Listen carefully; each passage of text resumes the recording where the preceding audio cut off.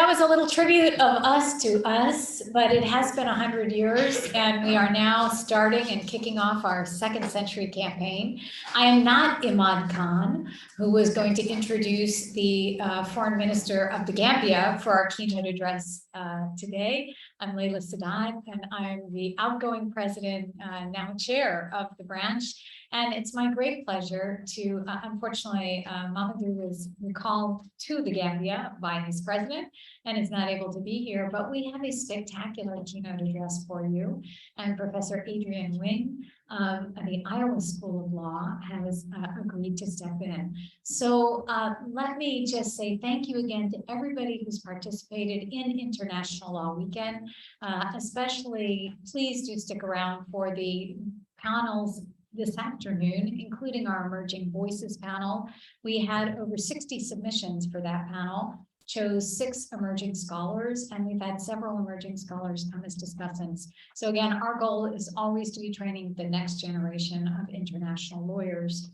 But now it's my great privilege to introduce, if I can pull it up on my computer, my great friend and colleague, Adrien Wing, who is actually in New York on a family visit and agreed to step in at the last minute and do this keynote address, and you will not be disappointed. Hang on one second. Okay. Adrien K. Wing is the Bessie Dutton Murray Distinguished Professor at the University of Iowa College of Law, where she has taught for 34 years. Additionally, she is an Associate Dean for International and Comparative Law Programs. She's Director of the University of Iowa Center for Human Rights and Director of the France Study Abroad Program. Author of over 150 publications, she is the editor of Critical Race Feminism and Global Critical Race Feminism. She teaches critical race theory, sex discrimination law, and law in the Muslim world. She serves on the board of editors of the American Journal of International Law, is a former vice president of the American Society of International Law, as well as a founder and former co-chair of Blacks of the ASIL. Dr. Wing holds her baccalaureate from Princeton, magna cum laude, her master's from UCLA in African Studies, and her doctorate of jurisprudence from Stanford Law School.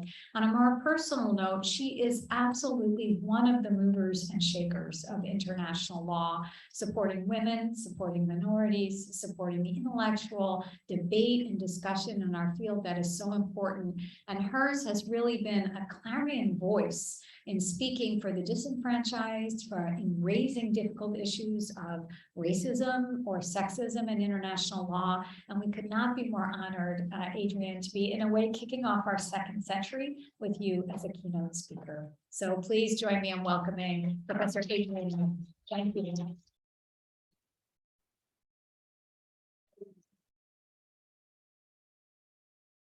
Good afternoon. Wasn't that a fantastic film? Oh, that was beautiful to show that 100 years. And then I wish it could pan this room, because this room is the present and the future of ABILA, right?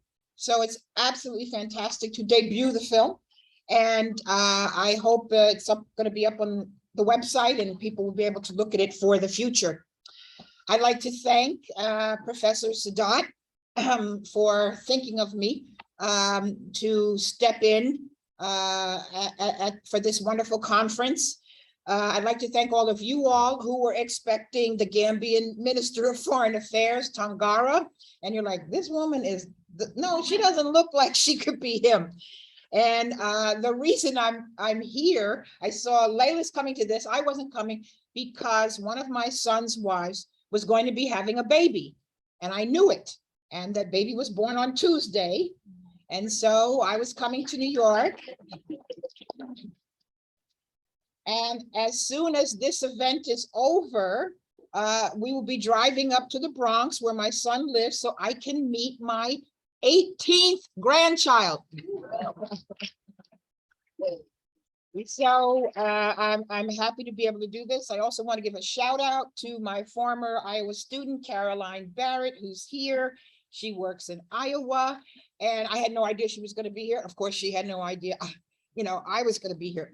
So my first Abila conference was 1982, the Stone Age to most of you all, right? Some of you on here remember that. I was a first-year associate at the Curtis Millay Prevost law firm, which still exists. There have been many fallouts for law firms, but Curtis Millay still exists. And I've been coming on and off ever since that time. And if I wasn't going to be becoming a grandmother again, I would have been here and been through the whole conference. And so I'm sorry that I came this morning, but missed the rest of it. And because I'm leaving immediately after this presentation, if you want to follow up with me for any questions or anything, you can, email me at the University of Iowa, and I'll be happy to follow up on whatever it is. So when I saw that Layla saw on Facebook I was coming to New York, she said, "Oh, could you fill in?" Yes, and I could fill in because the title for my talk today is COVID and Global Critical Race Feminism.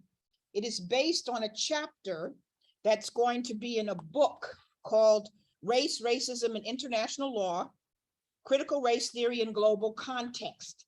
This book is going to be published by Stanford University Press. The 4 editors are Chantal Thomas, Justin DeSaltes Stein, Kimberly Crenshaw, and Devin Carbato. We had a Zoom meeting a couple of weeks ago of the group presenting the chapters. So I had that ready, and there were 20 of us on that Zoom call. And so there's a lot more than 20 here. And so I'm glad to introduce you to this work. I have to dedicate this talk to my extended family because I've had over 90 members of my extended family infected by COVID. 7 of them died before the vaccine. So COVID isn't just a theory. COVID isn't even just, oh, do I have enough of my booster shot so I can get into the Fordham campus? It's literally affecting my whole family in ways we can't even begin. Today, what I'm going to do, give you a tiny bit of background on COVID since you're very familiar with it.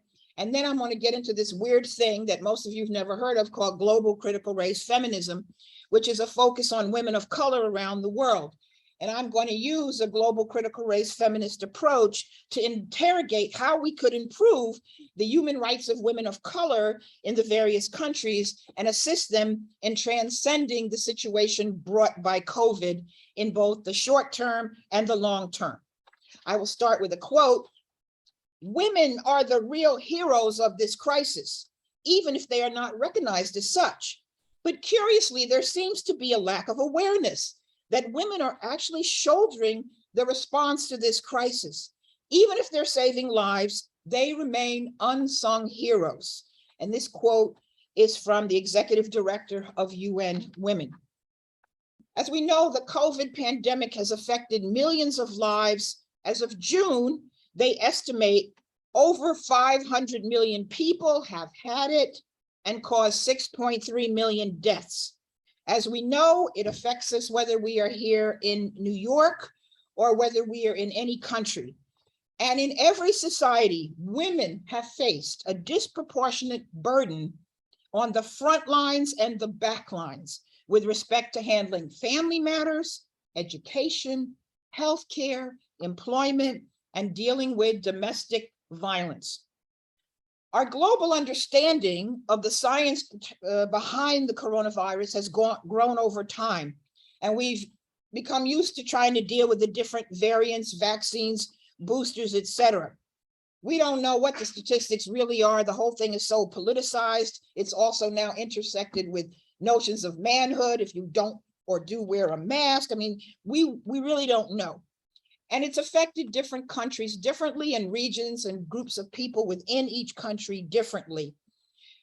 But wherever it is, it has affected those who are most disenfranchised more than others in their society. We don't know the long-term effects.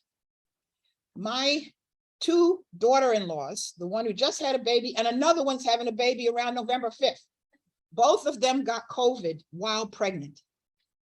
We have no idea, right, what the long-term effects will be on those babies. COVID's only been around a couple of years. The baby on Tuesday looks fine. Different scans showed fine, but who knows how will the baby be at 2 years, 4 years? It's a DNA change. We don't know any of that, but whatever it's going to be, it's certainly going to affect women, whether they be mothers or in other roles. Now, global critical race feminism, where the heck did I come up with that term?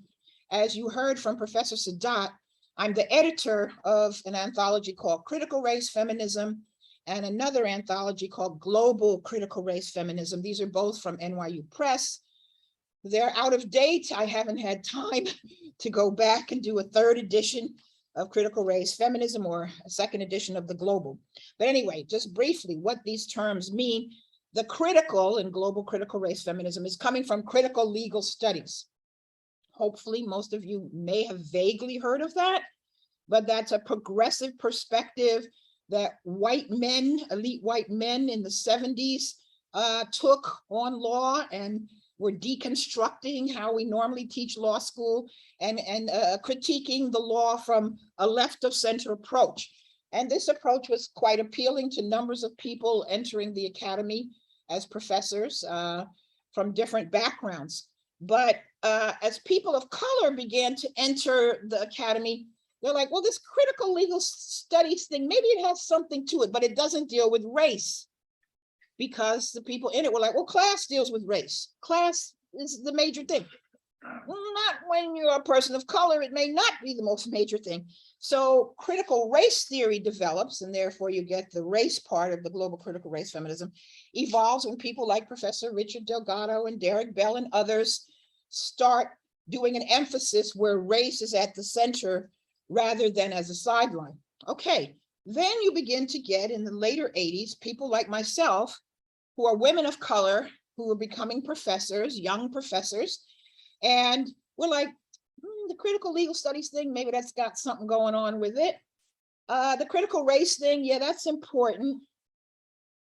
The feminists, mainly white feminists, there's a gender thing, but it seemed like all of these were like forgetting women of color could have specificities that it was necessary to address. And so women of color, some of us began to write specifically about women of color and not just in a footnote. So in other words, critical race feminism develops and it's pulling from all of these different networks that I've mentioned. Also, we started pulling from something called womanism. And that is a focus on women of color by people who are not lawyers, people who are in literature, you know, like Alice Walker and others, and they call that womanism. You say, why would they call it womanism? Why not feminism? Because for many people, feminism is an F word. It's not a good word. And so many women of color, like feminism means, you know, white, middle or upper class women complaining about something. And usually what they're complaining about relies on women of color to help make their life work. And so that's why you'll get some people who won't use the word feminism, they'd rather use some other word. So anyway, this critical race feminism starts developing. And so the most famous part of it is known by Professor Kimberly Crenshaw, who's on the Columbia and the UCLA faculty. And she starts using the term intersectionality, which she brought into law, but it's in many, many disciplines now. And so she starts talking about that intersection of race and gender. And then it goes further than there. And what she wrote a very famous article on demarginalizing women of color. She talks that we need to take women of color out of the margins, the footnotes, and put them at the center when we're writing, because otherwise they'll be lost. Nobody will know that they exist. So in other words, critical race feminism becomes a race critique within feminist discourse and a feminist critique within critical race theory.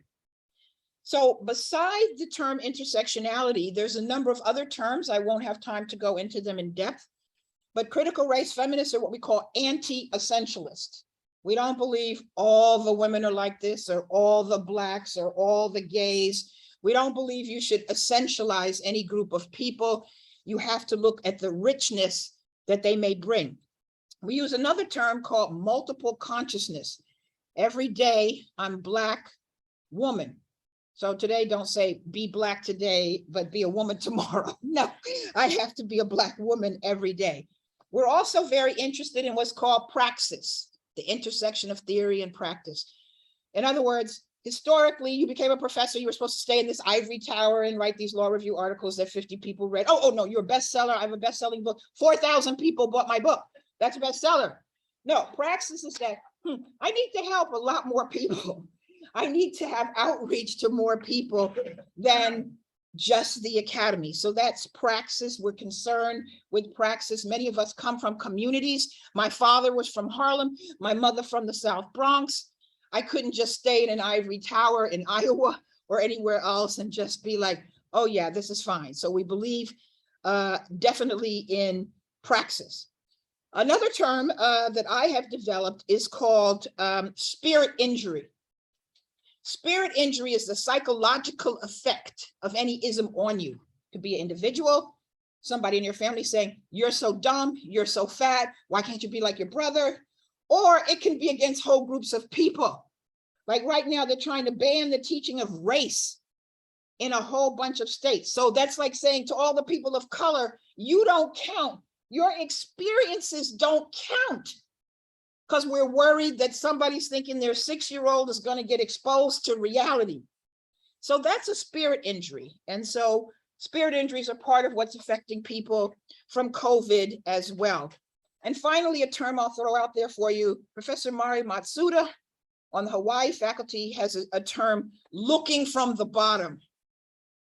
Even though we're elite, as professors, we are all elite. Yeah, we may not be big firm partners, but we are more elite than most women in the world, most women of color in the world, and that's our reality. But we have to, when we're writing about women of color, look to those at the bottom. Who are those who are cleaning this building? Who are those who are babysitting and changing those diapers?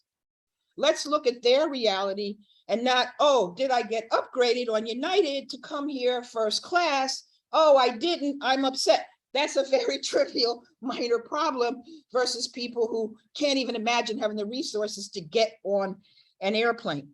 So I have written about intersectionality on the domestic and the international level.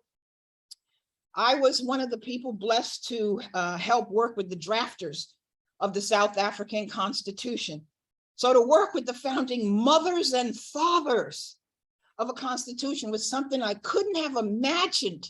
I was also blessed to work on the Rwandan constitution after the genocide and the Palestinian basic law that came out of the Oslo period. So the South African Constitution, talk about intersectionality, has 17 identities, and you can have discrimination on an intersectional basis. So under US law, you have to like, okay, today under Title VII, I'm just a woman. Tomorrow, I'm just a Black. And most of the courts, they can't conceptualize, but there are Black women. Well, South Africa learned from our example, and they recognize intersectionality. And so here are the identities: race, gender, sex, pregnancy, marital status, ethnic or social origin, color, sexual orientation, age, disability, religion, conscious belief, culture, language, and birth. Imagine equality clause. Hey, we can't even get an equality clause that has sex or gender in it. Imagine having all those identities and looking at them on an intersectional basis. I've also written about class. They don't mention class. And something I call stature identity. Stature identity means if you look like whatever's considered beautiful in your culture, you do better. You do better in school, you do better in jobs, you do better who you marry, etc. And every culture that could be different, but stature identity has a big impact on people that we may or may not even write about. Now, onto the global, more onto the global. We have women of color who are now writing in areas as broad as multiculturalism, immigration law, female genital surgeries, female infanticide, HIV/AIDS, economic development, conflicts between customs and Western constitutional norms, tensions between communitarianism and individualism, Things like 9/11 brought to the forefront the intersection of nationality, religion, language, culture, and political ideology. We contribute to the development of international and comparative law, global feminism, post-colonial theory, third world approaches to international law, which is known as TWAIL. If you don't know what it is, check it out. And we're all doing this by demarginalizing women of color on a theoretical and a practical basis. Women of color can be simultaneously dominated within the context of imperialism, neocolonialism, or occupation, as well as local patriarchy, culture, and customs. Now, with all that background, we're now focused on the COVID part. When you look at the data from the US, there have been numbers of articles that unfortunately tell us Blacks, Latinos, and Native people have been disproportionately affected in terms of contraction of the disease, hospitalization, death, etc. Now, when you look globally, I did research on Africa and Latin America and Asia to see what was happening in those continents. And as you might expect, women in those countries are disproportionately harder hit economically. You can see female children being forced into marriage and early pregnancies. Women are heavily involved in every agricultural sector, and that has been affected. Disruptions to the supply chain, right, are putting the whole global food economy into disarray, which will also disproportionately affect women. Hunger and malnutrition, contributing to high infant, child, and maternal mortality. There's a shadow pandemic regarding domestic violence. It appears the rates of domestic violence, which are always underreported, are more than we would think, because when people were like trapped in their houses, frustrated, losing jobs, etc., these rates went up, and we'll never really know how bad those rates were. Also, rising rates of women and girls subjected to sexual abuse. Now, to get even more precise, I hope in the years to come, there'll be people doing articles about what was happening in specific countries and looking at the class, religion, minority status, etc. of the women. So I don't have time to go more into detail than that. So, okay, where's the international law in all this, right? So what I would say is what we have to do is look intersectionally at international law. So solutions have to be intersectional. So I looked at 7 treaties and 1 commission, okay? So if we were in a classroom and I had time, I'd call, I take volunteers, I call on students and say, okay, what treaties do you think might be involved, right? And actually I'll do that. Just everyone in here, let's have a volunteer. Give me a treaty where you think it might be particularly helpful to help women of color affected by COVID. Throw out one. CEDAW, CERD, CRC, Ikesker, okay, pretty good. Any others? Okay, that's a good start, right? This is good. Okay, even ICCPR, right? ICCPR, they've done research. Restrictions on 7 categories in ICCPR. In other words, and if we had time, we'd go into what would be restrictions under ICCPR. Restrictions on speech, restrictions on assembly, including the right to access public spaces, intrusions on privacy, modification or delays in electoral processes, denials of justice and fair trial, the right to life, restrictions on religious practices, and gender-based violence that can be affected with the right to life, and restrictions on freedom of movement. All of that's coming out of ICCPR. You've already mentioned Ikesker. Under Ikesker, you have things like healthcare. That's the biggest, right? Problems with healthcare, right to food, right to work, right to participate in cultural life. CERD, as I'm saying, lots of things are discriminating on the basis of race or ethnicity, whether you're talking about civil and political rights or economic, social, and cultural rights. CEDAW, I'm talking about women. Logically, all the rights under CEDAW can definitely be invoked. As some of you may know, CEDAW does not specifically use the term domestic violence, but recommendations from the CEDAW committee make it clear that the convention should apply to domestic violence. Rights of the child, anybody under 18 years old, right? Some of the things that I've mentioned, more girls are dropping out of school than boys. That can happen generally, and certainly that happens during the pandemic. Nobody mentioned the Convention on Rights of Persons with Disabilities. That one is another one. The treaty itself says state parties recognize women and girls with disabilities are subject to multiple discrimination. There's another thing I wasn't familiar with, the international health regulations.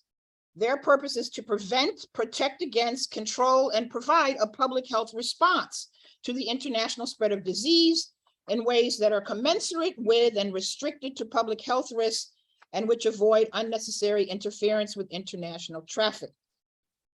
So then besides some of these treaties, and I'm sure there's more, you could also look at some things that have come out of the Inter-American Commission on Human Rights, and they've put out some resolutions specifically regarding the pandemic and human rights in the Americas and COVID vaccines and inter-American human rights. Now, here are some radical ideas. Even though all of us in this room have dedicated our careers to international law, it's not really going to be international law that can directly address all of these problems, right? How many people have the money to say, oh, I'm going to raise my issue with the European Court or the African Court or the Inter-American Court? People don't have that money. It's not there. So in most cases, people will have to deal with their domestic legal system, which is often dysfunctional, and especially dysfunctional for certain groups of people. But nevertheless, most of the solutions to help women of color who are having problems based out of things with COVID are going to be domestically. So I can write a nice chapter, but it's probably not going to be under international law that we will get all of these solutions. And I'm reminded, men designed these systems many years ago, and they are primarily the ones that are still around that have to enforce it. And is it any irony that a lot of the things are not necessarily going to work well to try to help this segment or any segment of women and people of color? And I'm reminded of a phrase by the late Audre Lorde. Anybody in here ever heard of Audre Lorde? Okay, a few. She's deceased now. She was a Black lesbian feminist. And she has a famous phrase, for the master's tools will never dismantle the master's house. They may allow us to temporarily beat him at his game, but they will never really allow us to bring about genuine change. So if the master's tools are international law and we're trying to use them in the house, that's part of the reason it may be difficult. But then what is it that we are to do? Do we tinker inside the house, people of color, like, let us just like not be in the basement? Let us have like an air-conditioned room with Wi-Fi and let us have that space. So are we wanting to tinker in the house? Or do we want to blow it up? Some people want to blow up the house, but what would replace it? Chaos, right? We don't want chaos. Maybe some people do want chaos. So coming to some thoughts about conclusions. Graça Machel, anybody ever heard of her? No. Okay, there's a couple of plants in the audience, right? Graça Machel is the widow of Nelson Mandela. She herself had been the first lady of Mozambique when her husband was assassinated. And she's now part of the Council of Elders. And she says, we have been presented the opportunity to reimagine and redesign our society into a vibrant and equitable one. We must place women and women's leadership at the core of our response and beyond. The elders have also said allocation of response resources should be targeted toward the immediate needs of managing the virus, as well as future looking to simultaneously dismantle the structural systemic barriers which reinforce inequality and disenfranchisement. So women have to be assisted in all areas that they operate in, which is everything. So you have farming sectors, you have employment, you have barriers to inheritance in certain countries where women either can't get land at all, or they can only have fractional shares of land, and so they can't own things that can help them gain wealth. We have to look at the digital economy and make sure we're incorporating everyone into it, including women. Online learning can help us. It's not ideal. I love having you in this room, but it has taught us there's a lot that can be done when you're not going to have people there. Healthcare systems must, of course, be strengthened, including more women of color in roles like doctors and heads of hospitals, as well as, of course, they make up the bulk of the nursing and other support staff. Dignity is important. The South African Constitution has a clause about dignity. Americans can't even conceive. What are you talking about? The dignity, it's not something you can concretize. Well, in South Africa, they have concretized it. Their clause says everyone has inherent dignity and the right to their dignity to be respected and protected. Wow, can you imagine something like that with the United States? We also must address the spirit injuries as well, so that these injuries don't kill us all, literally or figuratively. There's been a failure to learn from the prior pandemics. So women of color must be part of designing international, national, and local legal and non-legal solutions. We are in difficult times globally. My students, my children, my grandchildren are going to have less reproductive freedom than I had over the last 40 years. We are dealing with a situation that many of our allies, and I just came from Luxembourg, query whether the United States democracy will survive. Maybe all of you are certain it's going to survive, but we don't know what's going to happen in 2022 and especially the 2024 election. So we are in very scary times.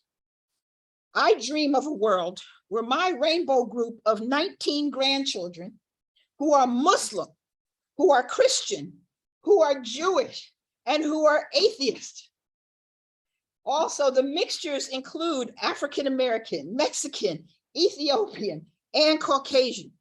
So I have a rainbow of people in my family, and that they would be able to go and they would be able to meet people and play with other kids safely, whether that be Harlem, the South Bronx, Soweto, Iowa, the Ukraine, Jerusalem, that they could meet Uyghurs, they could meet Rohingya, they could be in Moscow, and they could be in Marrakesh, and that they could be with Iowans and they could be with the Western Sahrawi. I dream of that world, and I don't know if I'm going to live to see it, but I can dream for that, and we can all dream for that. So to help me when I feel overwhelmed, as I'm sure many of us do, by the situation that we face, by the world that we're leaving you young people, I have a poem that I say, and I'm going to close with this poem. Maybe there'll be a few minutes for some questions. And this poem is written by my shero, the late Maya Angelou.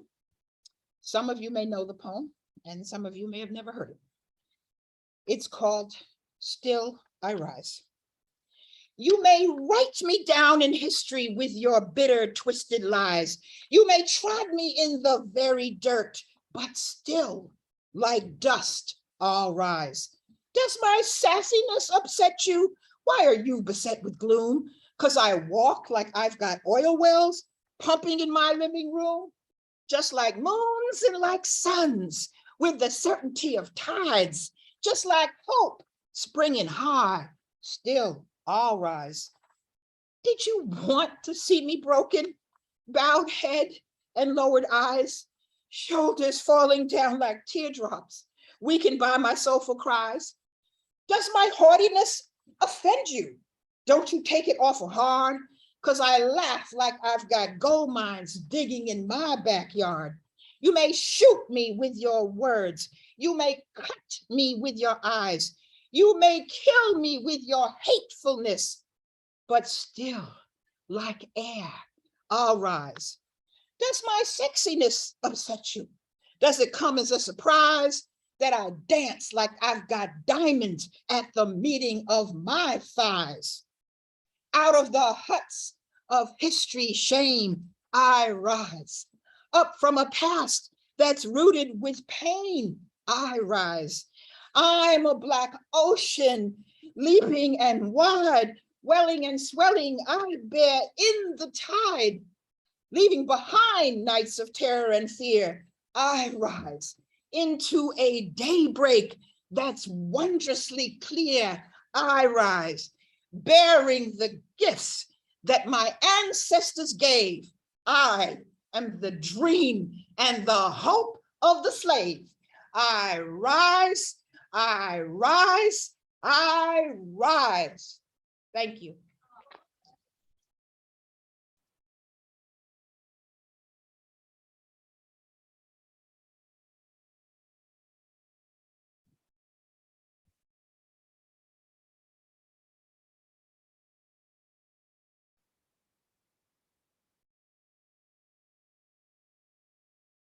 Thank you so much, dear friend. So we have a few minutes for questions before everybody has to hop off to one of 5 spectacular panels.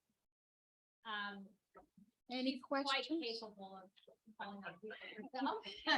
And I know I brought up a lot of ideas, a lot of issues you may not have focused on. I had to do it very quickly.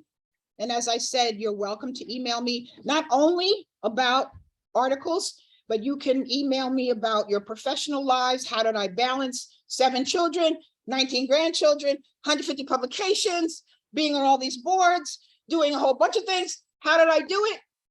I have to recognize my partner, James Somerville. 42 years, I know him. And I couldn't have done that without him coming to Iowa 26 years ago to help me. And everything I've done in the past 26 years is because he was standing there and willing to do all of those things. Yes, we would like to clone James.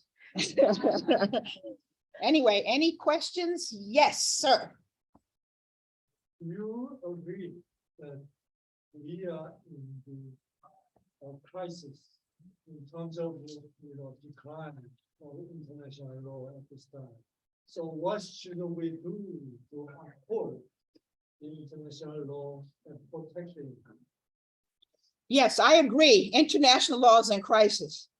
But to me, international or domestic law, they can only work if the people who are running the countries or the institutions are committed to the principles, right? Somebody once said, is there a human right to democracy? We can debate it.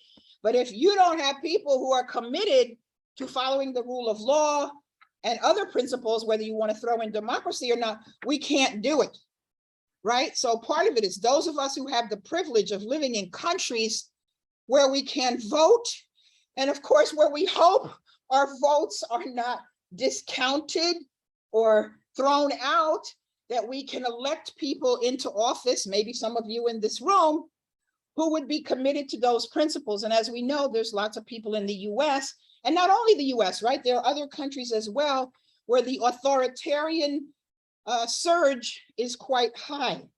So, you can wave law all you want in front of people who don't believe it and who are willing to kill masses of people if necessary. And so I think it's only with our commitment to getting people into office in those countries that you can do that. Of course, some people, they don't have any right at all to put people in office, or if they dare say anything, even if they could technically vote, it doesn't mean anything.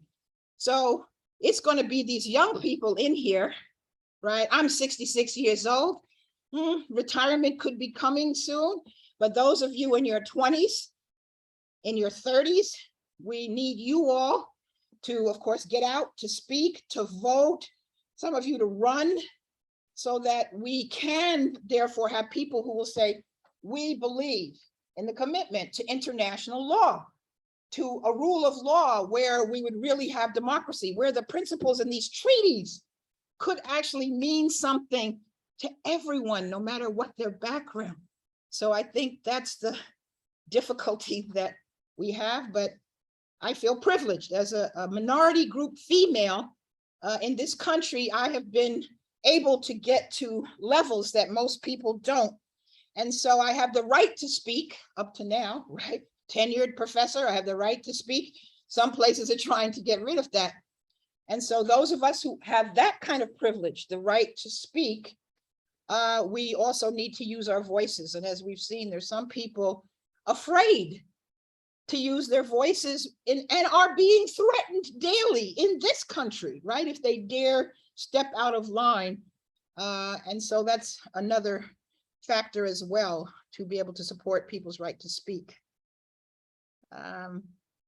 Yes. What would you say to somebody who is working from the perspective of a U.S. state government, who sees that there are other people in government who deeply want to address intersectional problems, but feel due to domestic politics that they're not allowed to talk about race. They're not allowed to target the funding that they are able to distribute specifically to Black people, to Hispanic people, to other people of color.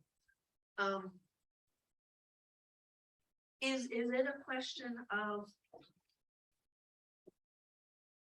encouraging people to talk about race so that we can remove this stigma from acknowledging it, or how should well-meaning people go about that? Yeah, it's hard. It depends where you are. If you're in a blue state like New York, it's a whole different reality than where we are in Iowa, and where my son is in Texas, where your voice is difficult. And things are long-term. Derek Bell felt racism goes in cycles. So like we can be in a very bad period right now, but then you come out of it. And so it will be area specific, job specific, what can be done, and working with other people in your pro bono and your personal life with your children. Professor Sadat's coming up because our time has run, and it's been my real privilege and honor to have been able to step in and fill in for Minister Gambara, and I hope it wasn't too boring for you. All right, thank you.